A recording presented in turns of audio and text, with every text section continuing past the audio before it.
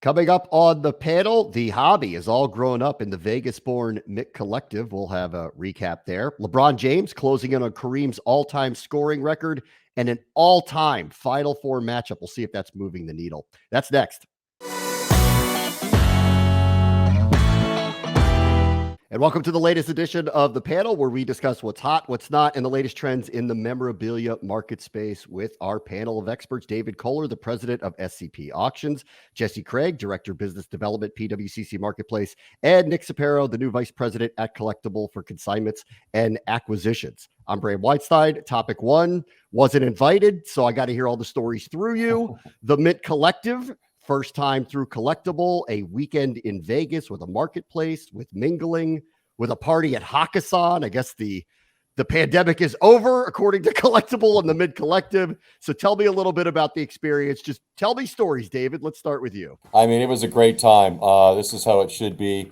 I hope this is just the start. I'm sure it will be of the Mint Collective many years ahead. I loved it. It was really a trade conference. And it was great. Just, I mean, the high level of everything, the booths, all the cocktail parties. Obviously, we had all these panels that went on, information flowing. It just takes the business, the industry to a whole new level. And again, nothing against the National. It's great. Love the National. As we know, it's more of a Midwest, East Coast from the last 10 years or so. Hasn't been out here. So for them to have this, it was just spectacular. I loved it.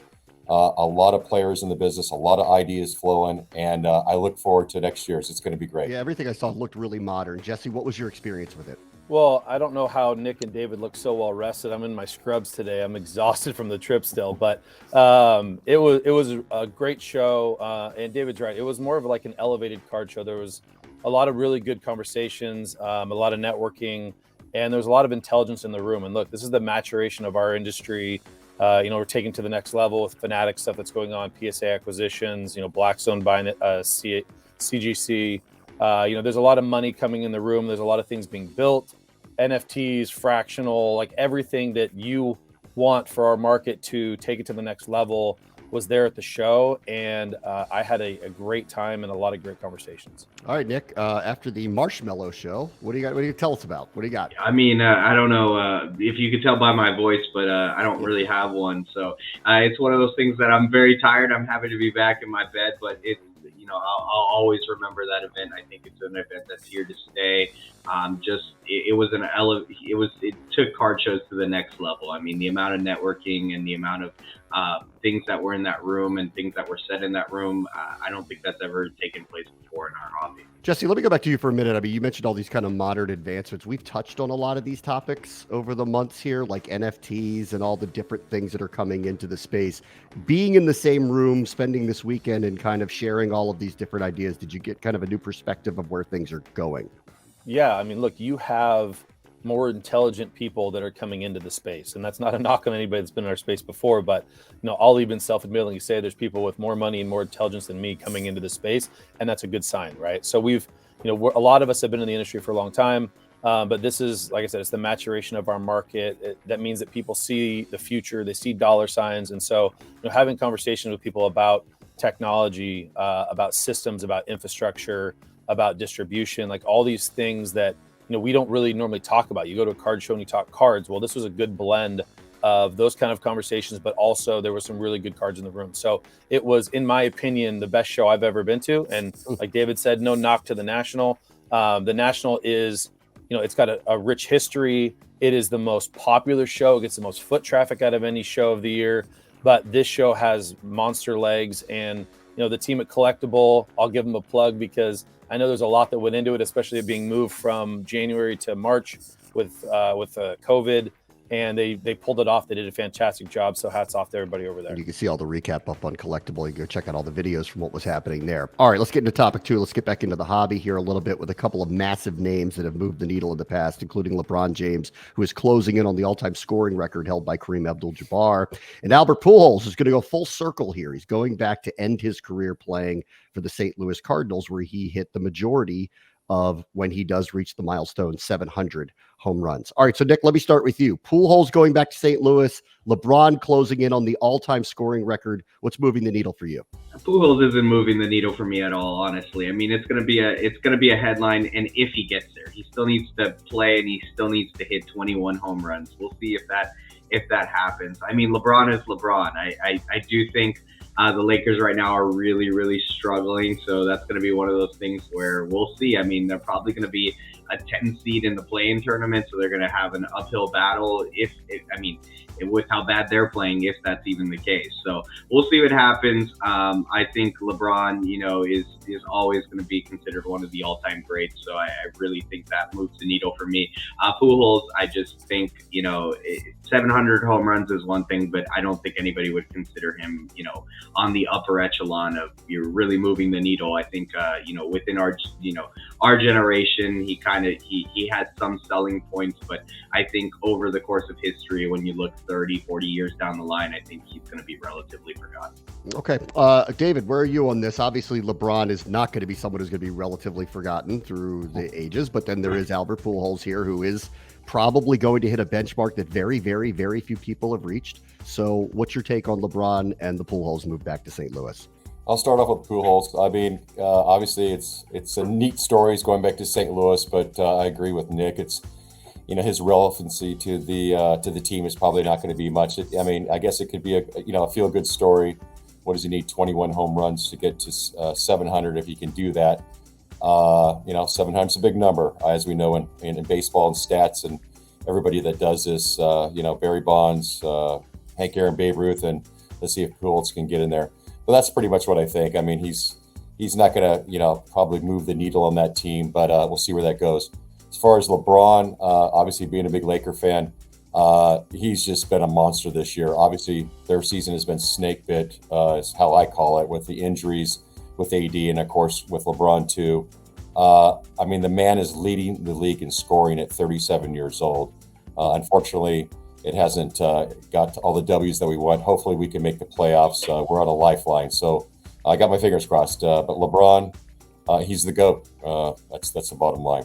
Well, wait a minute. The GOAT. What do you mean the GOAT? The GOAT to what? The GOAT to what? He's the greatest of all time? LeBron James? He's the GOAT in the current NBA league right now.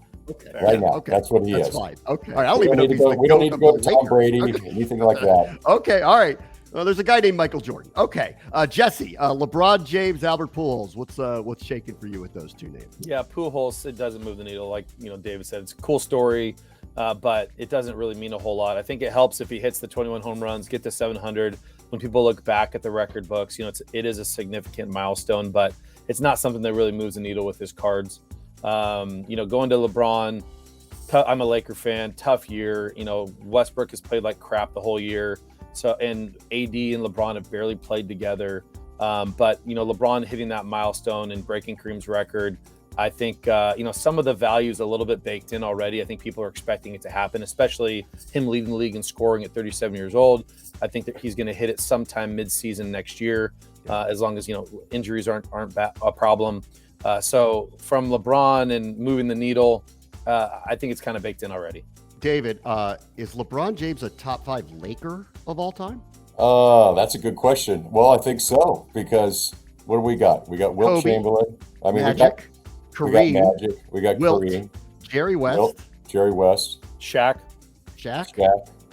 I mean, we have so many great players. Actually, top 5 is not fair. You got to say top 10, because all these guys we can interchange them all. The GOAT has never come in 7th place of anything. That's my point. That's my point. You know what? Right. This is what I love. This is what I love about our franchise. 17 championships and some of the greatest players, going all the way back to Mr. Basketball, George and Mike. And this is what I love, David. Tell him.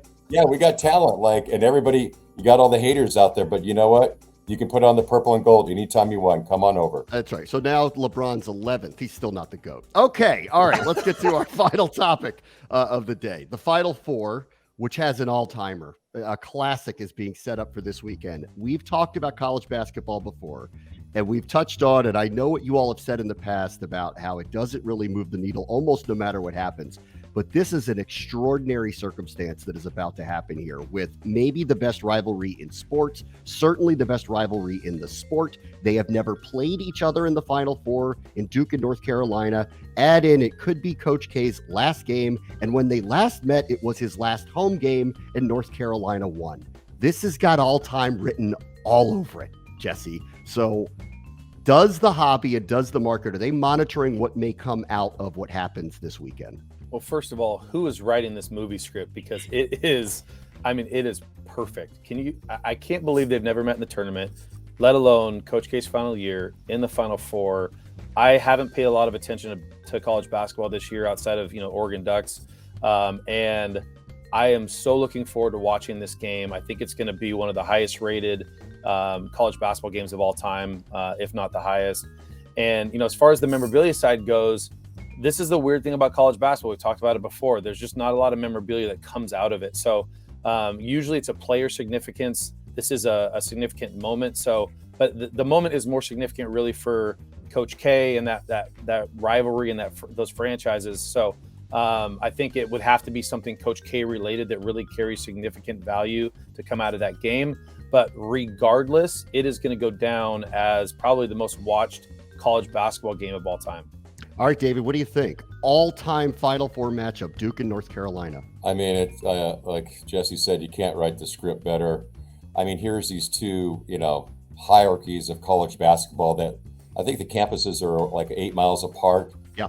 In Tobacco Row there. I mean, here they are. And this is amazing that they've never played against each other. They've played I think I read over 250 times in their history, but they've never played in the NCAA tournament. So here we are in the Final Four.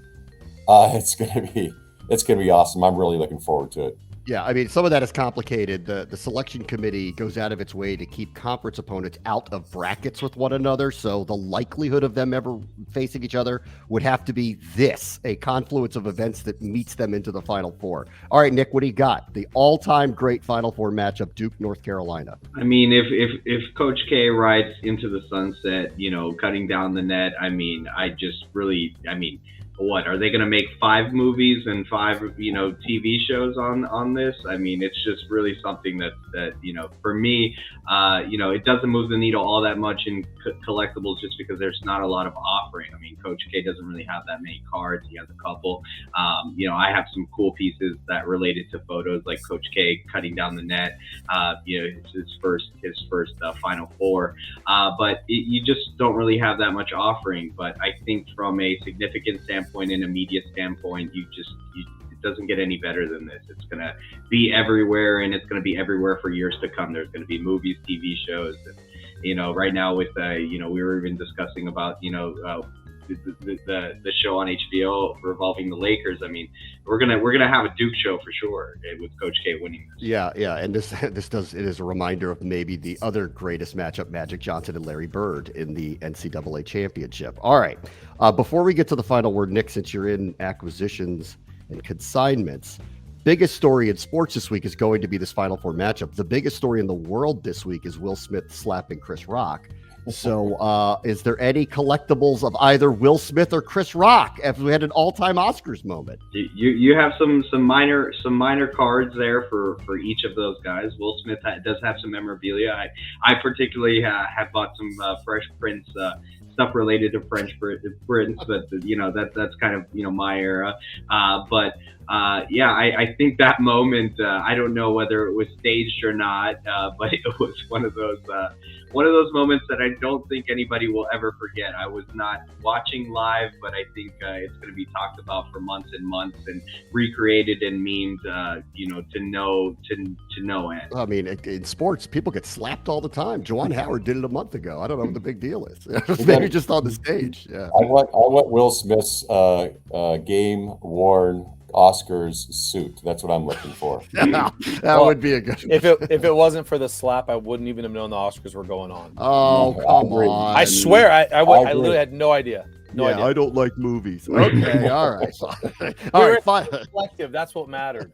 Final word time. All right, David, what do you got this week? Dealer's choice. Final word. I mean, I'd just like to go back to the Mint Collective. I was thinking about that when I walked in the showroom on Thursday night, Friday night, whenever it was. and just look the way it was organized, how professional, high end, just classy. And I went back to 40 plus years ago at the first national that I was at. I think I've gone to every national but one over the years, and just seeing how we've grown up as an industry. And certainly the national has grown up also. No more beer coolers behind the table, $40 tables. I mean, we've come a long way. And I'm really excited. The message I seemed to hear at the conference was a lot of new clients, companies figuring out technology to bring more clients, breaking that barrier of the sports fan that's out there that have kind of heard about, hey, what should I collect, but haven't, don't know what to do, and reaching out to them and letting them know about what this is all about and educating them. And then we'll have tons of more clients. And so I'm looking forward to that to come into fruition. All right, Jesse, what do you got? Final word. Well, first of all, I know I'm going to skip David's booth at the National if he doesn't have a beer cooler back there anymore. But no, I'm actually going to plug another auction house right now that has a really cool, unique item up. Golden Age Auctions is selling a set of irons that Tiger Woods used for his slam, his Tiger Slam, back in the early 2000s when he held all four majors. I think there's with BP right now, the buyer's premium, they're sitting around $1 million, but it's just a very cool, unique piece. You don't see much game use stuff from Tiger come out very often. And I've talked before that I think the most valuable piece of memorabilia that could exist on the planet would be Tiger Woods' Scotty Cameron, if that ever became available for sale, considering the fact that it has been used in so many significant moments over such a long period of time. You don't find that from an athlete like that that can be used over 15 to 20 years. So very cool piece. Those irons are. They're up live now. I think they end in a couple of weeks, but being a Tiger guy, I'm very interested to see where those end. And the news today is, as we're taping this, unbelievably, Tiger Woods may be playing in the Masters this year. We'll see. All right, Nick, final word. What do you got? I mean, aside from getting David and Jesse's autograph at the Mint Collective, my big news was the Dolphins making all these big moves, but still don't have a quarterback. So I'm hoping that they make a play at Tom Brady. There's been rumblings that making a play at Tom Brady, and I could only give that plug just because I really want to see Tom Brady in the Dolphins uniform. Everybody wants to see Tom Brady in their uniform. Wishful thinking. Good luck. Good luck with all that. All right, that'll do it for this edition of the panel. For David Kohler, Jesse Craig, Nick Sapero, I'm Bram Weinstein. We'll see you next time.